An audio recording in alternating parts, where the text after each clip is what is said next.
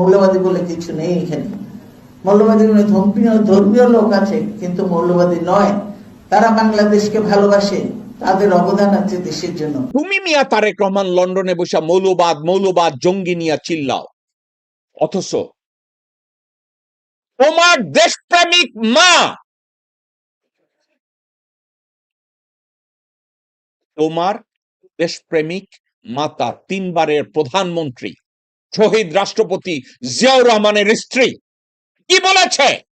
হারামজাদা বিএনপি আর তারেক রহমানের বালছল সামনেটা তোর মা কি বলছে? মৌলবাদী বলে কিছু নেই এখানে। মৌলবাদী ধর্মীয় লোক আছে, কিন্তু মৌলবাদী নয়। তারা বাংলাদেশকে ভালোবাসে, তাদের অবদান আছে দেশের জন্য, এবং তারা দেশকে রক্ষা করতে চায়। বেগম জিয়া নিজে বলেছে বাংলাদেশে কোনো মৌলবাদী নাই, ধার্মিক লোকজন আছে, তারা দেশকে রক্ষা করতে চায়।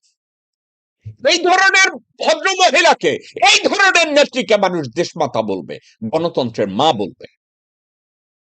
এখন এ ধরনের ভদ্র মহিলা, এ ধরনের ব্যক্তিত্ব আমরা তো আর পূজা করি না।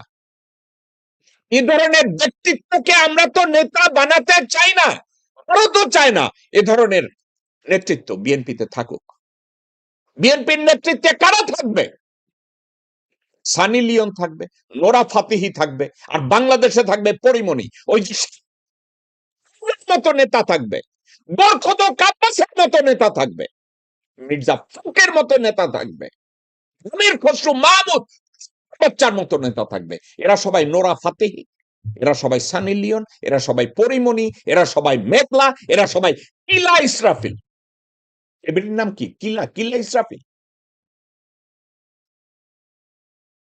বুঝাচ্ছেন দর্শক শ্রোতা?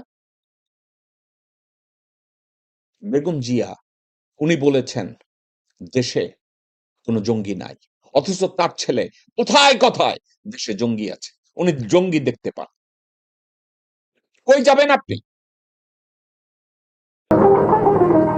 কারা রইল বোকাপাট, কারা রইল বোকাপাট, ভেঙে ফেল পারবে লোপাট, রক্ত জমাট শিকল পুজোর ভাষণ বেদি। ওরে ও তরুণ নিশান, ওরে ও তরুণ নিশান, বাজে তোর গলায় বিশাল ধ্বংস নিশান, প্রাচীর প্রাচীর ভেদি। কারা